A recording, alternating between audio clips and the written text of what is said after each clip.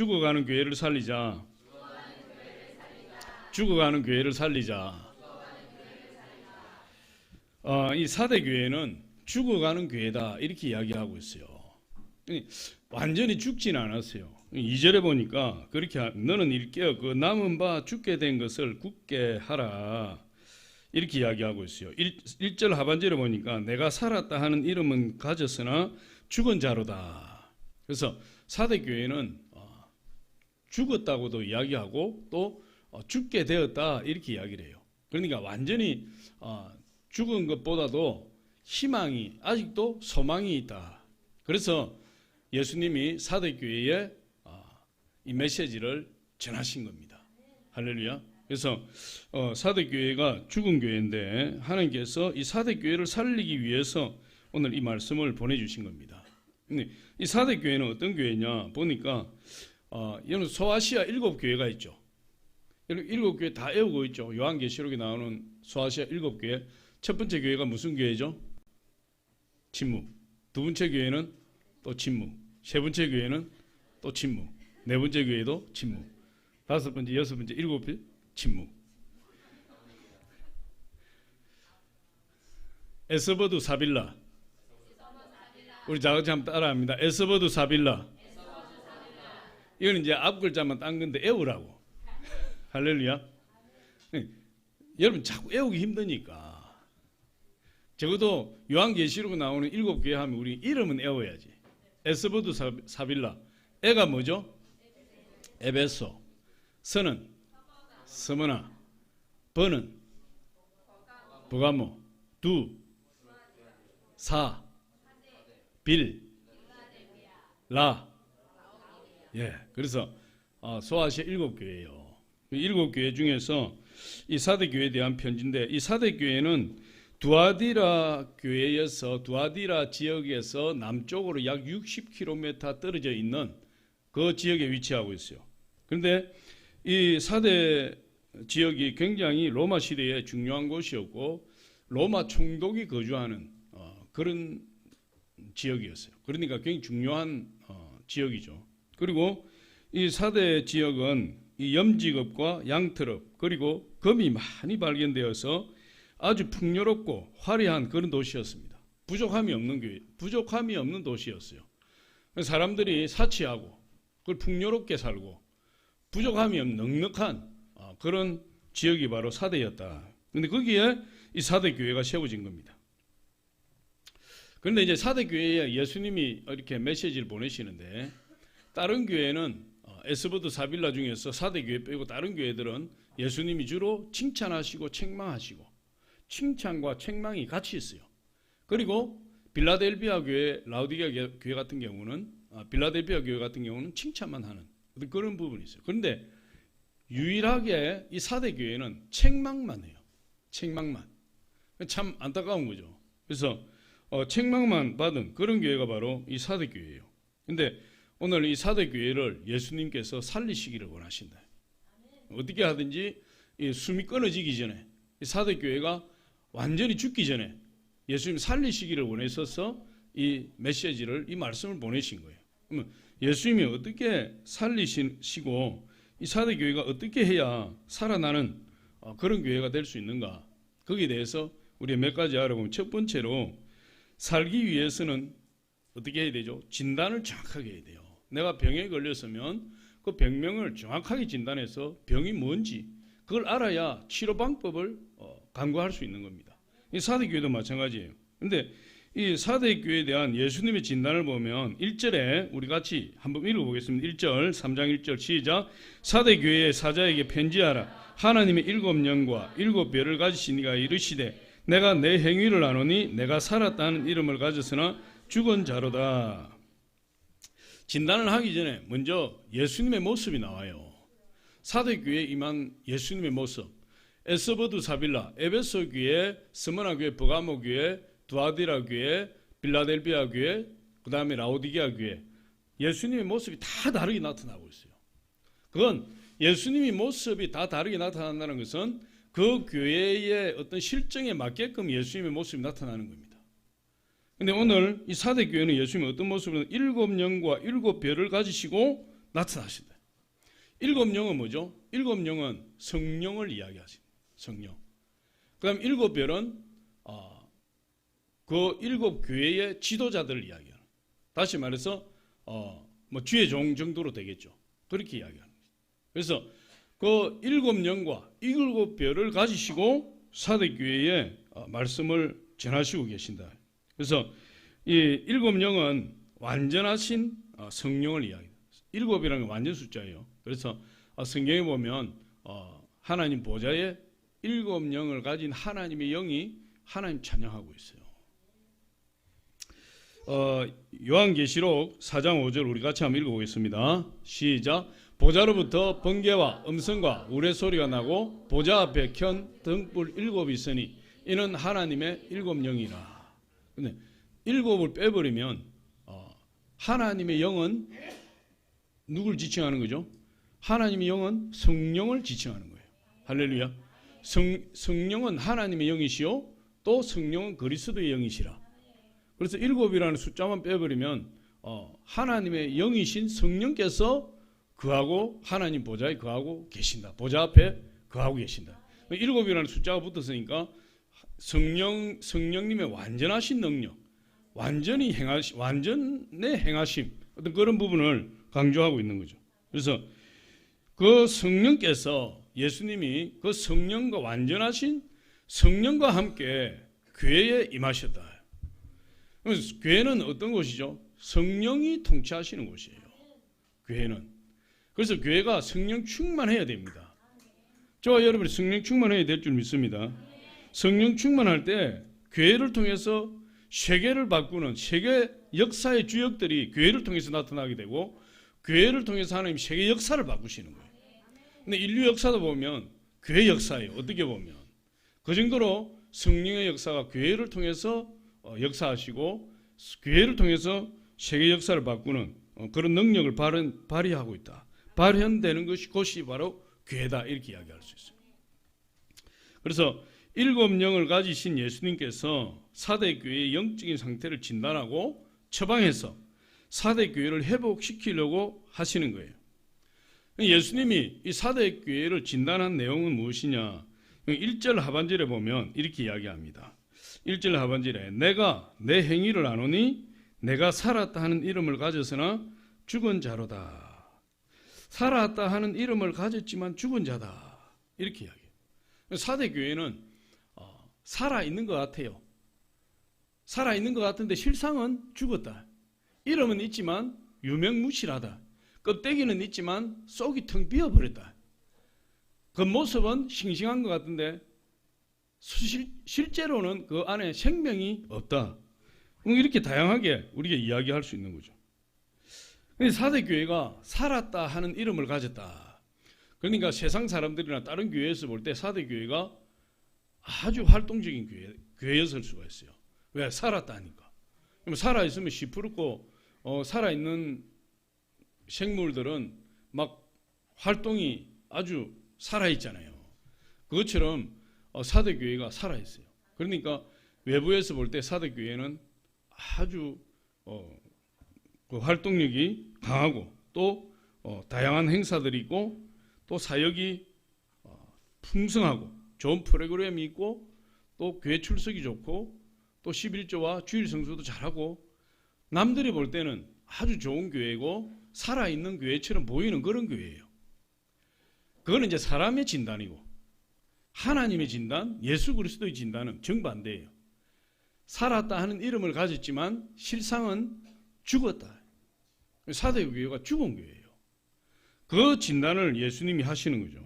그러니까 사대교회가 볼 때는 예배도 잘 드리고 봉사도 많이 하고 전도도 많이 하고 여러 가지 성도들이 활동을 많이 하는데 사람들이 볼 때는 참 좋은 교회 같은데 근데 예수님이 볼 때는 겉으로는 그렇지만 속은 죽어버렸다. 그게 예수님의 진단이에요. 정확한 진단이에요. 예수님의 사람의 진단은 틀릴 수 있지만 예수님의 진단은 틀리지 않아요. 정확한 진단은 뭐죠? 사대교회는 살아있는 것 같지만 죽었다. 그러니까 그 더 충격적인 것입니다. 살아있는 줄 알았는데 죽어버렸으니까. 예수님이 이렇게 진단한 근거가 무엇입니까? 그건 보니까 사대교회의 행위에 대해서 이야기하고 있어요. 사도교회 행위. 근데 1절 2절에 보니까 너는 일깨어 그 남은 바 죽게 된 것을 굳건하게 하라. 내 하나님 앞에 내 행위에 온전한 것을 찾지 못하였노라. 1절 하반절에도 보니까 내가 내 행위를 아노니. 하나님 모르는 게 없으시죠. 우리가 무엇을 하는지 다 아시고 우리가 하나님 앞에 어떻게 헌신하고 있는지 하나님 다 아시고, 그런데 표면적으로 드러난 우리 하나님을 어떻게 헌신하고 하나님을 어떻게 섬기는 걸 하나님 다 보고 계시지만, 그런데 그 섬기는 동기를 하나님이 파악을 하신다는 거예요. 그게 중요한 거죠. 겉으로는 우리가 얼마든지 하나님 섬길 수 있죠. 우리 교회가 얼마든지 하나님 위해서 많은 일을 할 수가 있죠. 그런데 정말 그 하나님을 섬기고 하나님이 일을 하는 그 안에 내면의 동기가 제대로 되어 있느냐, 그 행위를 일으키는 동기가 어떠냐, 그걸 하나님 보시는 거예요. 그게 중요하다는 거죠. 이게. 그래서 내가 내 행위를 아노니, 내가 살았다 하는 이름은 가졌으나 실상은 죽은 자로다. 그러니까 행위가 좋은 거예요. 사도교회는 행위가 많다. 하나님 위해서 많은 일을 하고 많은 사역을 감당하고 있으니까 살아있는 교회로 보이는데, 그런데 그것까지는 좋은데 그 동기가 잘못됐다는 거예요. 동기가. 우리가 하나님 섬기는 거 똑같아요. 그렇잖아요. 열심을 내면은 다 그 열심으로 모든 것이 다 통과가 되는 것이냐? 그렇지 않아요. 내가 어떤 동기를 가지고 하느냐, 어떤 동기를 가지고 예배를 드리느냐, 어떤 동기를 가지고 하나님 주신 사역을 감당하느냐, 그것이 이제 너무나 중요한 거예요. 우리 하나님 그걸 보신다는 거예요. 그러니까 예수님이 이제 그렇게 진단을 하셨는데 그 근거가 무엇이냐? 그 근거가 바로 사대 교회의 행위인데, 그 드러난 행위보다 그 내면의 행위의 동기에 대해서 예수님이 꿰뚫어 보고 계시는 거죠. 예수님은 우리 마음의 행위를 원하시는 거예요. 그 마음의 동기가 제대로 되었을 때 우리 행위가 제대로 나타나는 거예요. 성경에 보니까 마태복음에 산상수훈이 쭉 나오죠. 산상수훈이 나오는데 마지막 7장에 예수님이 결론적으로 이렇게 이야기를 합니다. 지혜로운 사람과 어리석은 사람이 있다. 지혜로운 사람, 어리석은 사람. 근데 그 지혜로운 사람과 어리석은 사람을 구분하는 방법을 보니까 비유로 말씀하시는데, 어리석은 사람은 모래 위에 집을 짓는다. 지혜로운 사람은 아주 단단한 반석 위에 집을 짓는다.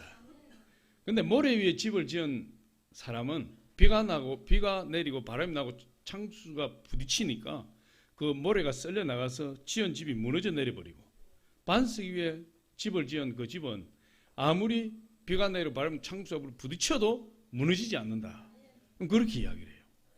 그러면서 그 어리석은 사람은 어떤 사람이고 지혜로운 사람은 어떤 사람이냐, 결론적으로 예수님이 뭐라고 이야기하십니까? 어리석은 사람은 하나님의 말씀대로 살지 않는 사람이에요. 지혜로운 사람은 하나님 말씀대로 순종하고 사는 사람이다. 그렇게 이야기하고 있어요. 그럼 우리의 행위를 이야기하는 거죠. 행위의 내면의 동기도 거기 포함되어 있어요. 우리가 하나님의 말씀이 이렇게 되어 있기 때문에 내가 하나님 말씀을 따라서 순종하고, 하나님 말씀이 이렇게 말씀하시기 때문에 내가 하나님 말씀을 붙들고 나는 전도하고, 하나님 말씀을 붙들고 사역하고, 하나님 말씀을 붙들고 여러 가지 행사에 참여하고, 하나님 앞에 봉사하고, 하나님 말씀을 따라서 나는 행합니다. 그 사람이 반석 위에 집을 지은 지혜로운 사람 같다. 그렇게 이야기를 하고 있어요. 그러니까 우리가 하나님의 말씀을 순종하느냐 하지 않느냐가 그 사람의 믿음을 측정할 수 있다. 여러분, 하나님의 말씀을 잘 순종하십니까? 하나님의 말씀대로 살아가고 있습니까? 하나님 그걸 보시고, 그게 기준점이에요. 지혜로운 사람과 어리석은 사람을 나누는 그 기준점이 하나님 말씀에 대한 순종, 하나님 말씀에 대한 불순종이에요. 그건 뭐 어쩔 수 없어요. 아니라고 우리가 부인하고 싶어도 예수님이 그렇게 말씀하셨기 때문에 그건 우리가 부인한다고 되는 일이 아니에요. 예수님이 그렇다 하면 그런 것이고, 하나님 말씀으로 말씀하셨으면 그게 진리인 것입니다. 하나님 그렇게 말씀하신 거예요. 예수님이 죽었다고 진단하셨어요. 그런데 왜 사대교회는 살았다고 생각합니까?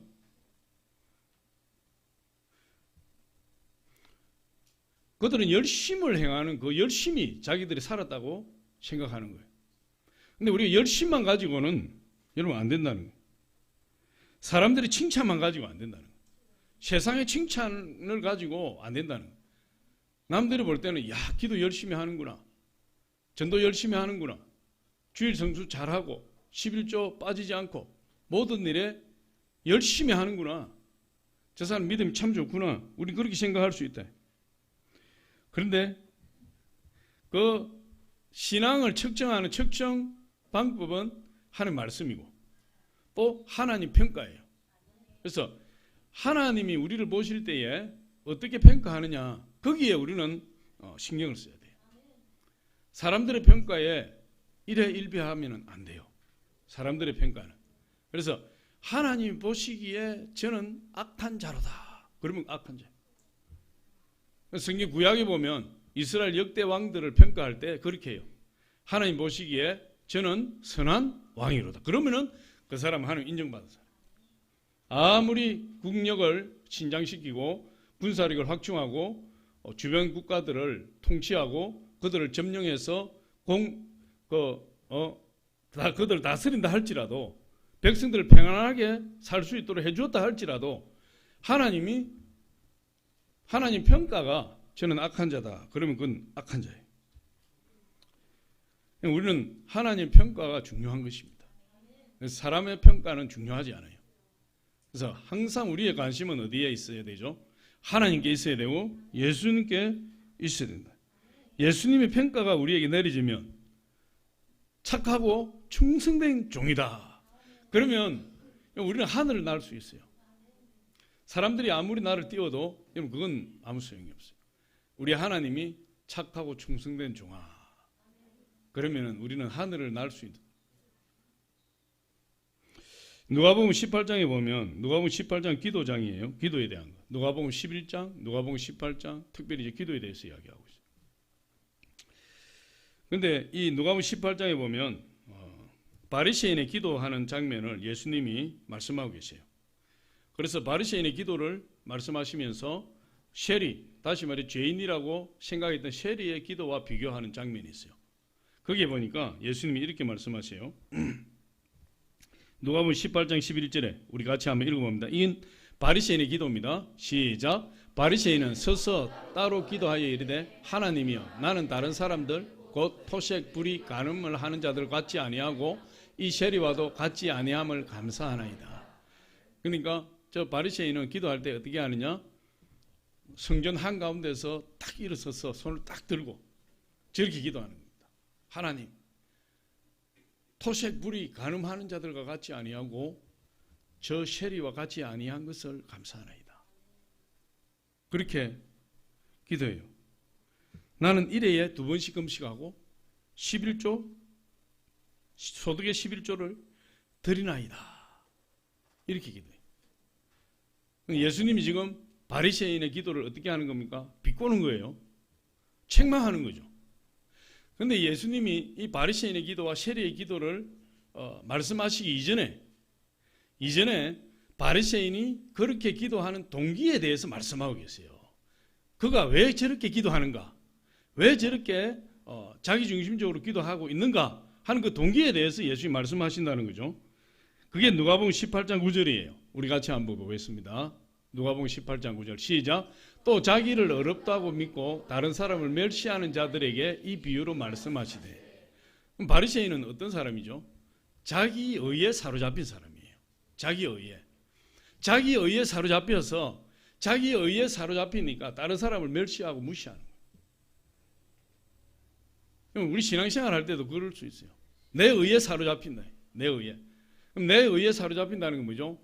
나만 하나님 뜻대로 믿고 있다. 나는 하나님 뜻대로 살고 있다. 내가 하는 모든 것들이 하나님 인정하시고 기뻐하신다. 그런 자기 착각에 자기 의에 사로잡히는 거예요. 근데 그것을 예수님이 굉장히 경계하시는 거죠. 그래서 바리새인들은 그런 기도를 할 수 있는 겁니다. 자기 의에 사로잡혀 있으니까. 자기처럼 어려운 사람이 없으니까. 그래서 막 그 회중들 가운데 손을 들고 하나님 나는 저 쉐리와 같이 아니한 것을 감사하나이다. 막 그러면서 나는 일주일에 2번 금식하고 소득의 11조를 꼭 드립니다. 자기 의에 사로잡혀서 그렇게 하는 거예요. 근데 사대교회는 이 예수님 말씀처럼 이 바리새인들의 기도처럼 바리새인들처럼 이 자기를 어렵다고 믿고 살아가는 사람들이다. 그래서 죽은 거예요. 그래서 이 사대교회는 다른 사람들과 비교해서도 특별한 열심을 가졌다 이래 볼 수 있어요. 왜? 모든 사람들이 사대교회를 칭찬하니까. 살아있다고 이야기하니까. 야, 저 교회는 살아있어. 우리 그렇게 이야기하잖아요. 다른 교회들은 우리 교회 볼 때 와, 청학비전순복음교회는 살아있어. 이렇게 이야기할 수 있어요. 그 말의 뜻은 뭐죠? 열심이 있다는 거예요. 살아있는 것처럼 보인다는 거죠. 기도도 살아있고 예배도 살아있고 봉사도 살아있고 모든 일에 최선을 다하는 교회다. 어떤 그런 의미가 내포되어 있는 거죠. 그런데 실상은 죽어버렸다. 예수님이 진다는 죽어버렸다는 거예요. 그게 문제예요. 그냥 우리 스스로 잘하니까 내가 나를 평가할 때 이만하면 됐지. 나 정도만 하면 근데 다른 사람의 신앙생활 할 때 양이 안 차는 거예요. 자기에게는. 왜 저렇게 하지? 왜 저렇게밖에 못하는 거지? 막 그렇게 정죄하고 판단할 수 있다. 잘못된 확신이에요. 어떻게 보면 우리 교회 안에 불신자가 더 위험해요. 교회 안에 불신자. 잘못된 확신은 굉장히 무서운 겁니다. 잘못된 확신은 돌이키기 힘들어요. 교회 안에 불신자는 나는 내가 예수 믿으니까 나는 천국 가지. 나는 예수님이 구원받았지. 나는 이렇게 주일 성수하고 주님 앞에 나와서 기도도 하고 봉사도 하고 헌신도 하는데 당연히 나는 하나님의 자녀로서 영원한 생명이 나에게 있지. 그렇게 생각할 수 있는데 신앙 열심으로 잘못된 확신을 가질 수가 있다. 우리 예수님은 그 마음의 중심을 보시는 분이니까. 이 사대교회는 건강한 교회처럼 또 보였어요. 건강한 교회처럼. 왜? 살아있는 것처럼 보이니까. 열심히 하는 것처럼 보이니까. 건강하게 보이고 아주 활동적으로 살아있는 것처럼 보이고. 그럼에도 불구하고 예수님이 사대교회는 죽은 교회다. 그게 무서운 거죠. 그래서 주님께서 3장 2절에 다시 보니까 이렇게 이야기합니다. 너는 일깨어 그 남은 바 죽게 된 것을 굳건하게 하라. 내 하나님 앞에 내 행위에 온전한 것을 찾지 못하였노라. 그러니까 아직 사대교회가 희망이 있어요. 아직 소망이 있다. 그 죽게 된 것을 잘 살리면 되는 거예요. 죽게 된 것을. 그래서 예수님이 소망을 가지고 편지를 주시고 저와 여러분도 소망이 있어요. 할렐루야. 우리 교회도 희망이 있어요. 그것만 잘 붙들면 된다. 그것만. 그래서 두 번째로 죽은 교회를 살려라. 예수님 그렇게 말씀하시죠. 이제 사대 교회에 대한 진단이 끝났어요. 그러면은 이제 살려야 되잖아요. 예수님이 죽은 교회를 살려라. 그 처방이 이제 2절로 3절이에요. 우리 같이 한번 보겠습니다. 2절 3절 시작. 너는 일깨어 그 남은 바 죽게 된 것을 굳건하게 하라. 내 하나님 앞에 내 행위에 온전한 것을 찾지 못하였노라.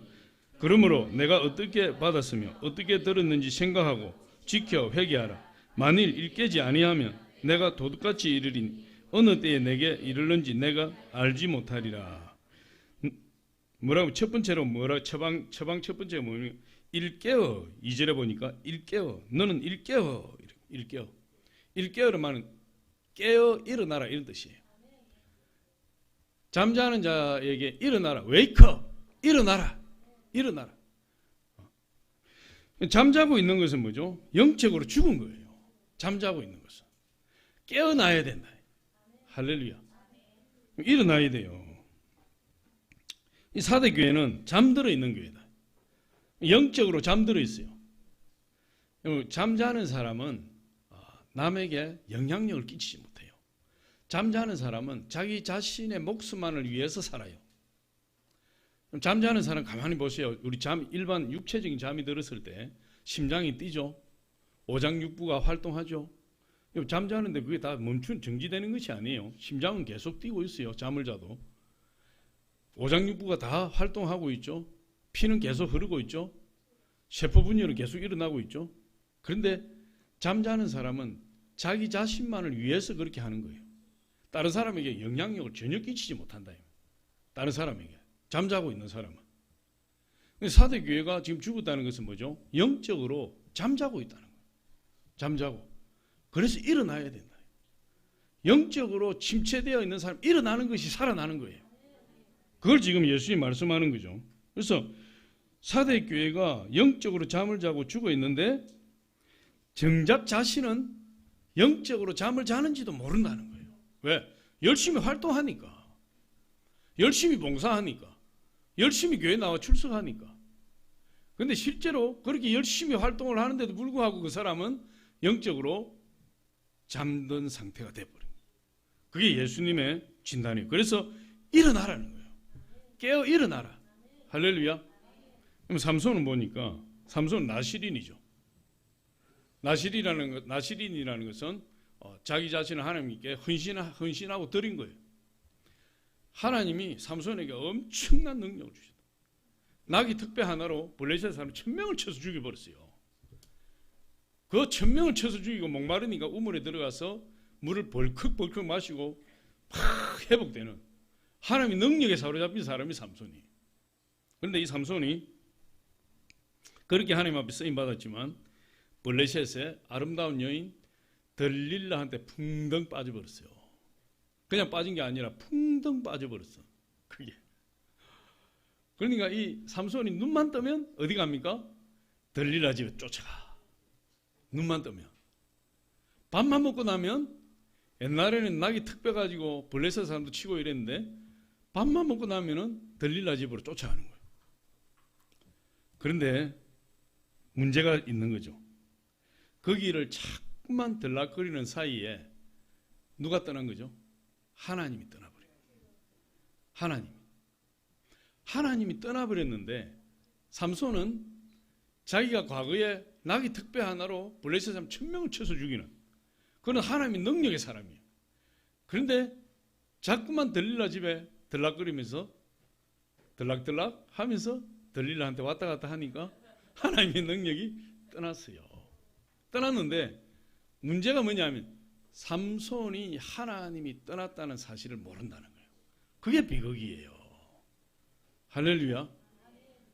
그럼 내가 열심히 행하는 가운데 내가 열심히 봉사하는 그 가운데 하나님이 나를 떠나버렸다는 사실을 모를 수가 있다는 거예요.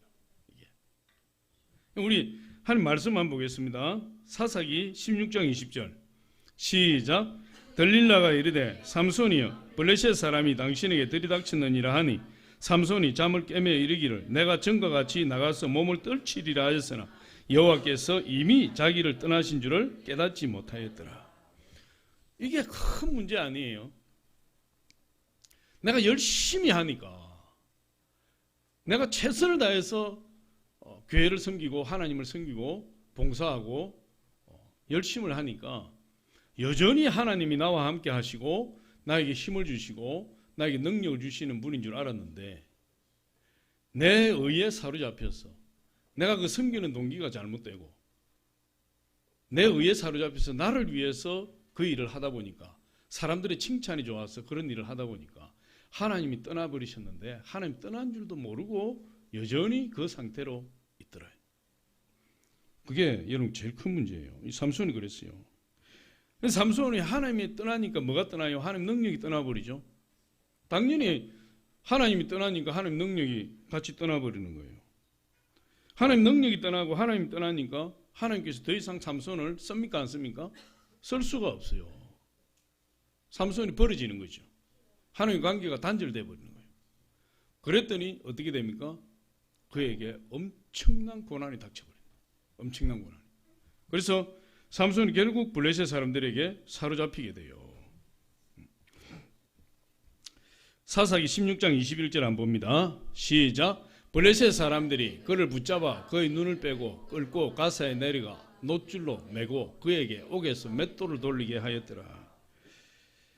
하나님 앞에 그렇게 쓰임 받았던 삼손이, 그렇게 하나님 능력이 어마어마하게 나타났던 삼손이 하나님이 떠나버리신 줄도 모르고 살았다가 하나님이 여전히 자기와 함께 있는 줄 알고 힘을 쓰려고 했더니 그 능력이 사라져버리고 힘도 사라져버리고 하나님도 사라져버리고 아무것도 할 수 없는 무기력한 사람이 되어버렸다. 그러니까 원수에게 사로잡혀서 산채로 두 눈이 뽑히고 그 고정되어 있는 맷돌에 연결된 그 축에 자기 몸을 밧줄로 칭칭 메어서 보이지 않지만 원은 돌 수 있는 거예요. 그 무거운 맷돌을 어깨에 메고 어깨에 그 연결해서 다람쥐 쳇바퀴 돌듯이 뱅뱅 돌아가면서 맷돌을 통해서 곡식만 가는 그런 비참한 인생이 되어버렸대요. 패배자가 되었죠. 실패자가 되어버렸죠. 하나님의 능력이 떠나버렸죠. 내가 알지 못하는 사이에 하나님 떠날 수 있어요. 그걸 경계해야 된다. 그래서 예수님이 뭐라고 이야기하는 거죠? 깨어 일어나라. 깨어 일어나야 돼요. 할렐루야. 일깨어 깨어 일어나라. 그렇게 이야기해요. 두 번째 처방은 사대 교회를 향해서 주님께서 내 행위에 온전한 것이 없도다. 그렇게 열심히 했는데요. 그렇게 동분서주하고 뛰어다니는데요. 그런데 예수님이 뭐라고 이야기합니까? 도대체 너를 통해서 너희 행위를 찾을 수가 없다. 그렇게 이야기를 해요. 이렇게 내가 열심히 했는데 하나님 그걸 못 알아주시는 거예요? 2절 하반절로 하나님 앞에 내 행위에 온전한 것을 찾지 못하였노라. 우리 주님은 이 외모를 보시는 것이 아니라 중심을 보시는 거예요. 항상 중심을. 하나님께서 사대 교회를 진찰해 보니까 행위는 많은데 정말 하나님을 위해서 행했던 행위가 없다는 거예요. 하나님 말씀대로 행한 행위가 없다는 거예요. 전부 무슨 행위예요? 자기 의를 위해서 했다 이 말이에요. 자기 자랑을 위해서 했다는 거예요. 이게. 그건 하나님 인정을 못 해주신다는 거예요. 그래서 하나님 보시기에 인정할 만한 것이 하나도 없더라. 사대교회가. 그게 사대교회 사람들이 겉은 멀쩡한 것 같은데 행동이 그렇지 않았다는 거예요. 하나님이 진단하실 때. 그래서 교회 겉모습은 살아있는 것 같은데 속은 죽어있더라. 그게 사도교회에 대한 진단이에요. 왜? 행위가 죽었으니까. 믿음 이꼴 뭐죠? 행위예요. 믿음 이꼴 순종이에요. 적은 믿음 이꼴 적은 순종. 큰 믿음 이꼴 큰 순종. 우리가 뭘 기준으로 신앙생활을 하는 거죠? 하나님 말씀을 기준으로 신앙생활을 하는 거예요. 하나님 말씀이 그렇다면 그런 것이고 하나님 말씀이 아니라면 아는 것이고 하나님 말씀이 가라 하면 가는 것이고 하나님 말씀이 스탑하면 스탑하는 것이고 하나님께서 자로 하면 자로 우로 하면 우로 말씀을 따라 순종하는 것이 믿음이에요. 믿음 이꼴 순종이다 이 말이죠. 믿음 이꼴 행위예요. 그런데 이 사대교회는 순종이 없다. 행위는 많았지만 순종이 없다. 그러니까 하나님 말씀대로 행한 것이 없다는 거예요. 열심은 했지만 하나님 말씀대로 행한 거예요. 그런 사람은 어떻게 돼요? 아까 삼손처럼 하나님의 생명에서 떠나 있는 거예요. 하나님의 생명과 관계없는 사람이 되어버려요. 하나님의 생명이 연결되어 있는 사람이 진짜 생명이 있는 사람이에요. 우리 안에 예수의 생명이 있어야 돼요. 내 안에 예수님이 시뿌리게 살아있어야 돼요. 그분은 성령으로 우리 안에 와서 살아계시죠. 그래서 교회는 아까 성령으로 다스리시는 성령 충만한 곳이 교회라 그랬어요. 그럼 내가 성령으로 충만해야 돼요. 내가 성령으로 충만하면 내 안에 뭐가? 예수님의 생명으로 충만하게 되고 예수님의 생명이 충만하면 내가 하나님의 생명과 연결되는 거예요. 그래서 뭘 진단해야 되는 거죠? 내가 순종이 없다? 내가 영적인 잠을 자고 있다? 그것은 내가 과연 하나님 말씀 앞에 바로 서 있는가? 하나님 말씀에 내가 순종하고 신앙생활을 하고 있는가? 그걸 진단해야 되는 거예요. 내 안에 정말 예수님의 생명이 있는가? 성경이 뭐라고 이야기합니까? 예수가 없는 사람, 하나님의 아들이 없는 사람은 생명이 없다 그랬어요. 하나님의 아들이 있는 자는 생명이 있고 하나님의 아들이 없는 자는 생명이 없다고 이야기했어요. 저와 여러분 안에 예수의 생명, 예수 그리스도 성령의 생명이 있어야 돼요. 요한일서 5장 11절로 12절 우리 같이 한번 읽어보도록 하겠습니다. 시작.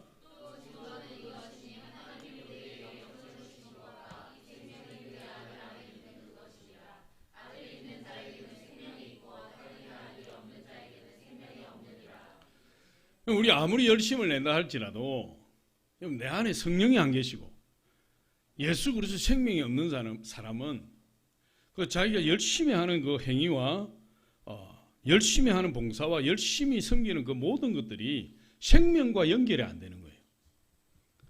하나님께 생명과 연결이 안 돼요. 그럼 나에게 생명이 있나요, 없나요? 생명이 당연히 없는 거죠. 내 안에 예수 그리스도 생명이 있어야 돼요.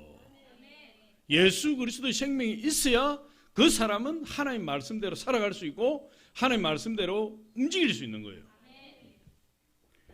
하나님 생명이 연결되지 않는 사람은 생명이 없는 사람이다. 생명이 없는 사람 죽은 사람이잖아요. 죽은 사람 반응이 없어요. 죽은 사람이 무슨 반응이 있어요? 발로 지나가다 발로 툭 차버려도 가만히 있지. 마무리 공동묘지 가가지고 욕을 막 있는 욕 없는 욕 다 했더니 죽은 사람이 막 어디서 욕을 하냐 하고 무덤을 막 열고 일어나서 당신 나한테 뭐라고 했어? 이렇게 하는 사람은 없잖아요. 세상의 저주를 다 퍼부어도 죽은 사람은 가만히 있는 거예요. 반응도 없고 감격도 없고 성장도 없고. 그러니까 하나님의 생명에 끊어진 사람, 생명이 없는 사람이죠. 그런 사람은 교회를 아무리 다녀도 성장이 없어요. 성숙해지지 않는 거예요. 그래서 문제가 생기는 거예요. 그럼 내가 10년, 20년, 30년 교회를 다녔으면 나에게 성숙이 일어나야죠. 우리가 예수 믿는 목적이 뭐라 그랬어요? 천국 가는 게 목적이지만 이 세상에 살아가면서 예수 믿는 목적이 뭐라 그랬어요? 예수님 닮아가는 거 아니에요. 예수님 닮아가는 게 성장이고 예수님 닮아가는 게 성숙이에요. 그럼 내 안에 예수의 생명이 있는 사람은 당연히 예수님 닮아가죠. 당연히 내 신앙이 성숙하고 성장하게 되죠. 근데 10년, 20년, 30년, 50년을 다니도 전혀 성숙하지 않고 성장하지 않는다. 시신은 시간이 지날수록 썩어가고 냄새나고 부패해져요. 시신은. 하나님의 생명이 없는 사람은 신앙생활 오래 하면 오래 할수록 악취가 날 수 있어요. 변화가 없으니까. 근데 예수 믿기 전에나 예수 믿은 지 30년, 40년이 됐는데 여전히 내가 변하지 않고 내 옛사람, 옛습성, 옛날에 그 못된 거 여전히 내 안에 그대로 있다.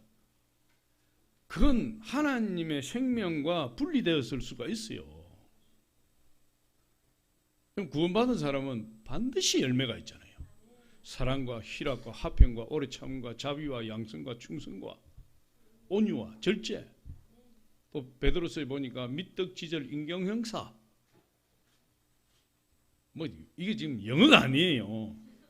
믿음의 덕을, 덕의 지식을, 미떡지절 인경형사, 심해온 어거잉마 화의,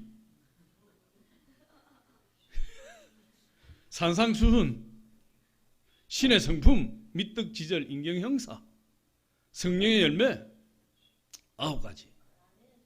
그런 것들이 여러분 신앙생활을 오래 하면 오래 할수록 신앙생활의 초보자보다도 더 많이 열매를 맺어야 되는 게 맞는 거죠.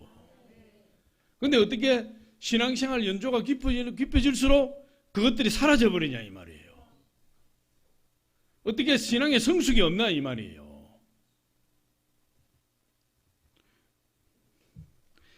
그렇게 죽은 자는 영적으로 잠자는 자죠. 영적으로 잠자는 자는 아까 뭐라고 이야기했어요? 자기 자신을 위해서 심장이 뛰고, 자기 자신만을 위해서 심장이 뛰고, 자기 자신만을 위해서 세포 분열하고, 자기 자신만을 위해서 피가 돌고, 자기 자신만을 위해서 살아가는 거예요. 전혀 사회에 영향을 끼치지 못하고, 다른 사람에게 영향을 끼치지 못하고, 오직 자기를 위해서 산다. 이기적인 인간이 되는 거예요. 이기적인 인간. 그 사람이 죽은 사람이에요. 그러니까 예수님이 뭐라고 합니까? 깨어나라. 깨어나라. 깨어난다는 말은 뭐예요? 회개하라는 말과 일맥상통하는 거예요. 회개는 잘못 살아온 것을 돌이키는 거잖아요. 깨어나라. 회개해라. 그렇게 이야기해요. 다윗은 밧세바하고 범죄를 지었어요. 죄를 지었어요. 범죄했어요. 그런데 이 다윗이 죄의 비참함을 깨달았다 이 말이에요. 죄의 비참함을. 와, 죄를 짓기 전에는 그렇게 평안하고 근심 걱정이 없었는데 나라를 통치할 때 그의 건의가 쓰고 말빨이 쓰고, 말빨이에요. 말빨이 쓰고 말 한마디만 해도 신하들이 다 듣고 백성들이 존경하고. 그런데 죄를 짓고 나니까 건의도 사라지고 말빨도 안 쓰고 무엇보다도 자기가 괴로워서 견딜 수가 없어요. 자기가. 그런데 나단 선지자가 책망해버려. 하나님 모르는 게 없잖아요. 그때 그 하나님 책망을 듣고 죄의 비참함을 깨닫게 되었는데, 이 다윗이 하나님 앞에 간구할 때 어떻게 했느냐. 여러분 시편 51편 11절에 우리 같이 한번 보겠습니다. 시작. 나를 주 앞에서 쫓아내지 마시며 주의 성령을 내게서 거두지 마소서. 다윗이 제일 걱정한 게 하나님과의 관계가 단절돼 버려요. 내가 이 죄 때문에 하나님의 생명에서 떨어질까 봐, 내가 이 죄 때문에 하나님의 성령을 거두어 가셔버릴까 봐, 그것이 제일 두려운 거예요. 왕으로서 창피를 당하고, 왕으로서 권위가 떨어지고, 왕으로서 명령이 먹히지 않고, 그런 건 둘째예요.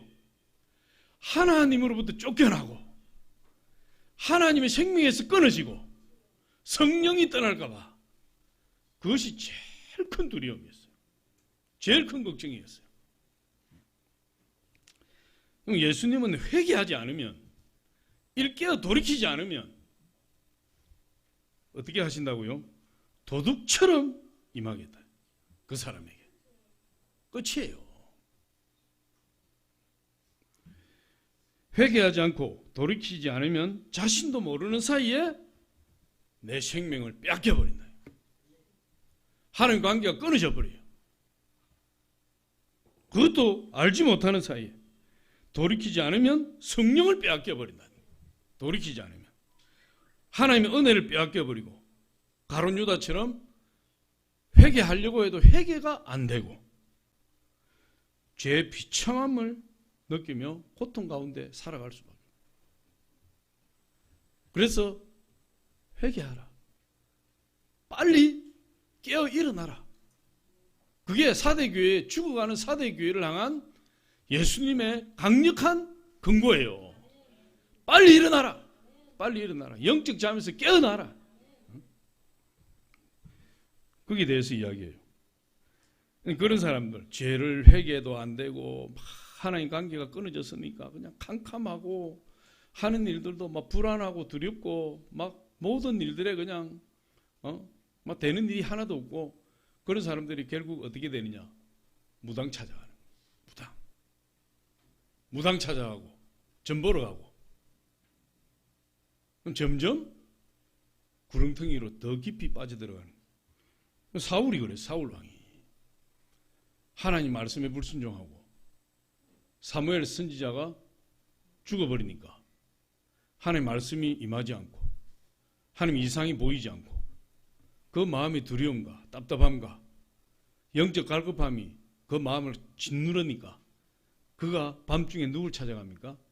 엔돌의 신접한 여인을 찾아가서 그곳에서 구슬하고 그곳에서 하나님 뜻이 무엇인지 물어보더라.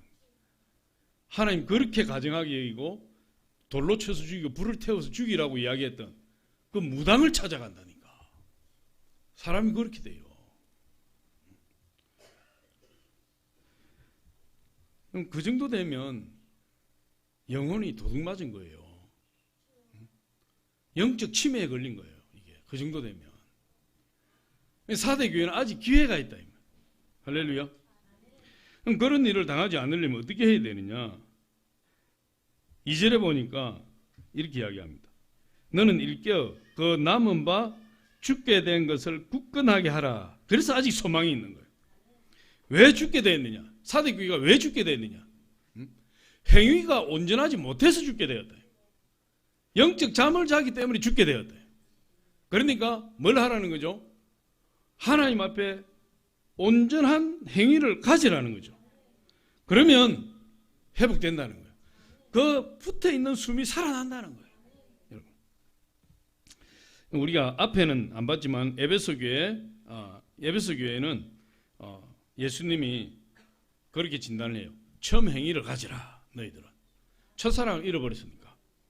그 다음에 두아디라 교회는 예수님이 너희가 지금까지 믿음으로 붙들은 것을 놓지 말고 굳게 붙들어라. 그렇게 진단을 했죠. 그 다음에 이 버가모 교회는 회개하라 이랬어요. 회개하면 산다. 그럼 두아디라 교회는 아까 뭐라 그랬어요? 지금까지 너희들이 믿음으로 붙들은 것을 굳게 잡으라 이렇게 했는데 이 두아디라 교회가 행했던 사업이 5가지가 있어요. 그것을 더 굳게 붙들어라. 그러면서 하나님의 사랑, 하나님의 사업, 사랑, 믿음, 섬김, 인내 이 5가지를 굳게 붙들면 산다. 두아디라 교회의 진단이에요. 근데 이 사대 교회는 한 가지 이야기예요. 한 가지. 거룩함을 회복해라. 거룩함을. 그게 예수님의 영적으로 깨어 일어나라. 행위를 온전히 가지라. 이 모든 것이 다 어디에 포함되는 거죠? 거룩함을 회복하라. 그거예요. 이 사대교회. 사대교회 결과적으로 하나님 죽은 자처럼 된 것이 거룩함을 잃어버렸다. 이게요. 그래서 세 번째로 남은 자를 찾으시는 하나님이에요. 남은 자는 거룩한 자를 이야기해요. 이스라엘 바벨론 70년 포로로 끌려갔을 때 그들이 새 속에 다 물들어가고 그런 가운데서도 그 포로 생활을 하면서도 하나님만 붙들고 기도한 사람들이 있어요. 그 사람을 남은 자라 그래요. 남은 자. 그래서 거루터기라 그래요. 그거는 큰 고목나무를 밑둥을 팍 잘라버려도 그 옆에 가지 조금 새싹 같은 가지 하나 있기 때문에 이 가지 하나 때문에 살아나는 거예요. 이게. 그게 바로 남은 자요, 거룩한 자요, 거루터기요. 하나님이 이 자를 통해서 다시 하나님 역사를 일으키는 거거든. 그 거룩한 자, 남은 자, 거루터기 같은 자를 하나님 지금 찾으시는 거예요. 사대교회에 그런 자가 몇 명이 있었다 이 말이에요. 그래서 사대교회가 소망이 있는 거예요. 할렐루야. 그래서 하나님이 사대교회 몇 사람에게 기대를 걸고 있다. 아직은 소망이 있다. 그래서 옷을 더럽히지 아니한 몇 사람이 있다. 거룩한 사람이죠. 그러니까 하나님이 주목하는 사람은 거룩한 사람이에요. 예수님이 주목하는 사람은 거룩한 사람. 하나님 찾으시는 사람은 남은 자요, 거룩한 자요, 거룩이요. 사대교회 그것 때문에 아직 소망이 있는 거예요. 할렐루야. 그래서 거룩함을 회복해야 된다. 형, 거룩한 삶이 무엇입니까? 행위의 온전함이 무엇을 의미합니까? 히브리 7장 25절에 보니까 예수님을 의지하고 예수님을 힘입는 것이 거룩한 삶을 사는 길이라. 우리 같이 한번 읽어볼게요. 시작.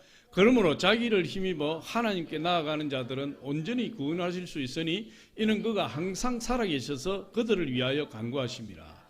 자기를 힘입어 할 때 저 자기는 예수님이에요. 예수님을 힘입어 하나님께 나아가는 자들을 온전히 구원하실 수 있으니 이는 그가 항상 살아계셔서 그들을 위하여 간구하심이라. 우리가 온전할 수는 없는 거예요. 우리 행위를 온전하게 할 수가 없어요. 그러니까 그런 사람은 어떻게 해야 된다는 거죠? 예수님께 나가서 예수님 붙들면 된다는 거예요. 너무 쉽잖아요. 그렇게 열심히 했는데도 안 됐는데 예수님 붙들면 된다. 예수님을 힘입을 때 예수님이 도와주신다. 예수님을 의지할 때 우리는 온전한 사람이 될 수 있어요. 그래서 끊임없이 우리는 예수님을 의지하고 예수님을 바라봐야 된다. 예수를 바라보라. 예수를 항상 예수를 바라봐야 돼요. 여러분 히브리 12장 2절 한번 봅니다. 히브리 12장 시작. 믿음의 주요 또 온전하게 하시는 이인 예수를 바라보자. 이게 우리의 소망이에요. 이게 사대 교회에 주신 예수님의 진단이고 처방이에요. 예수님을 바라봐라. 예수님을 바라보면, 예수님을 의지하면, 예수님 붙들면 우리가 행위가 온전해지고, 예수님을 붙들면 예수님이 우리를 구원해 주신다. 우리의 생명을 주신다. 그래서 5절에 보니까, 오늘 5절에 이기는 자는 이랬어요. 이기는 자. 이 신천지에서 자꾸 이기는 자 이야기하는데 그거 아니에요. 이만희가 이기는 자가 아니에요. 예수님이 이기는 자고 예수님이 소속된 우리가 이기는 자예요. 할렐루야. 5절에 보니 이기는 자는 이와 같이 흰옷을 입을 것이요 내가 그 이름을 생명책에서 결코 지우지 아니하고 그 이름을 내 아버지 앞과 그 천사들 앞에서 시인하리라. 이기게 된다. 이기게 해주신다. 누가? 예수님이. 할렐루야. 그래서 저와 여러분이 예수님 안에 있을 때 우리의 모든 죄를 회개할 때 예수님이 흰옷을 입혀주시고 거룩하게 해주시고 남은 자 되게 해주시고 거리투기 되게 해주셔서 하나님 쓰임받는 사람으로 하나님 불러주시는 거예요. 그래서 이기는 자는 하나님의 생명책에서 결코 지우지 않는다. 저와 여러분의 이름이 어디에 지금 올라가 있지요? 하나님의 생명책에. 그걸 믿습니까? 믿습니까? 진짜입니까? 아닐 수도 있잖아요. 아닐 수도 있잖아요. 잘못된 확신은 더 무섭다 그랬어요.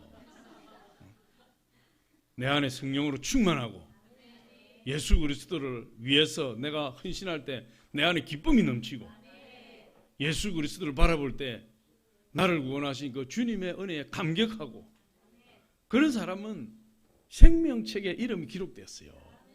날 백보자 심판도 받지 않는 거예요. 우리는 다 어떻게 해요? 우리가 이 세상을 떠나면 장막지에 벗어버리면 우리는 예수 그리스도와 함께 구름 속으로 끌어올려 영원히 주와 함께 거하는 그런 사람이 되어버려요. 칼빈은 이렇게 이야기했어요. 그리스도인의 신앙은 자기의 거룩한 삶을 통하여 입증해야 된다. 그리스도의 신앙은 무엇으로? 자기의 거룩한 삶을 통해서 입증해야 된다는 거예요. 디모데는 디모데 후서 3장 5절에 같이 읽어볼게요. 시작. 경건의 모양은 있으나 경건의 능력을 부인하니 이 같은 자들에게서 내가 돌았으라. 경건의 모양 가지고 안 되는 거예요. 사대교회처럼 입만 무성해서는 안 되는 거예요. 그 안에 생명이 있어야 된다. 그 생명이 능력이에요.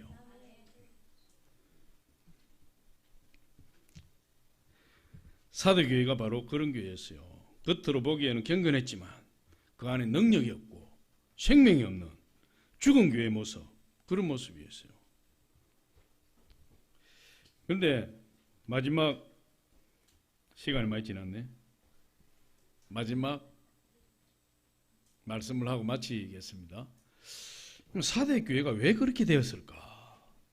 왜 그 사대교회는 아까 우리 초두에 보니까 사업이 많고 금이 많아서 부유하고 잘 사는 그런 도시에 세워진 교회인데, 그러면은 환경이 좋고 모든 게 좋으면은 교회가 더 좋은 쪽으로 변화되어야 되는데 왜 안 좋은 쪽으로 변화되었을까? 에베소 교회나 스무나 교회, 부가모 교회나 이런 교회들은 핍박이 많았고 여러 가지 환란이 굉장히 많았던 교회였어요. 그런데 이 사대 교회는 그런 교회들에 비해서 뭐 조금도 힘든 일, 나쁜 일, 어떤 그런 나쁜 환경이 아니고 좋은 환경에서 신앙생활을 할 수 있었어요. 그럼에도 불구하고 그들이 더 좋게 신앙이 성숙하고 발전하는 것이 아니라 반대로 신앙이 좋아지지 않았다. 왜 그랬을까? 우리 교회나 가정이 어려움이 없으면 마냥 좋을까요? 조금 더 어려움이 없고 평안만 있으면 더 잘 될 것 같고 더 영성이 더 뛰어날 것 같지요. 그런데 4대 교회의 문제는 너무나 평안하고 고난과 연단이 없었다는 데 문제가 있어요. 그러니까 모든 일들에 어려움이 없으니까 기도하지 않게 돼요. 시험과 환난과 핍박과 연단이 없으니까 매일 일상이 그냥 평안한 거예요.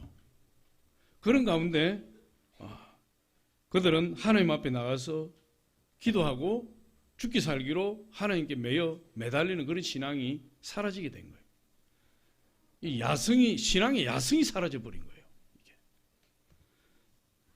여러분, 야곱이 언제 하나님께 매달려 간절히 기도했습니까? 다윗이 언제 하나님 앞에 부르짖어 눈물로 침상을 띄울 정도로 눈물로 기도했습니까? 다니엘이 언제 하나님 앞에 목숨을 걸고 부르짖어 기도했습니까? 이 사람들을 보니까 전부 다 인생의 최대의 위기가 닥쳤을 때 온 전심을 다해서 목숨을 걸고 눈물로 땀을 흘리며 기도했어요. 우리는 모든 것이 편안하면요, 우리 주님을 의지하는 것이 점점 멀어져요. 주님을 의지하는 믿음이 자꾸 약해져요. 그러면 좋은 쪽으로 변화되는 것이 아니고 자꾸만 안 좋은 쪽으로 내 신앙이 흘러갈 수 있어요. 해가 바뀌고 신앙의 연조가 자꾸 쌓이면, 나이가 먹어가면, 교회 다닐 횟수가 늘어나면, 신앙의 길이가 자꾸 길어지면 우리가 점점 예수님께 가까이 가는 그런 신앙으로 변화되어야 되고, 또 그렇게 변화되는 사람이 있어요. 그러나 반대를 행해서 달려가는 사람이 있어요. 점점 예수님으로부터 멀어지는 사람이 있어요. 그런 사람은 참 이게 보기에 안타까워요. 신앙이 추하게 보여요.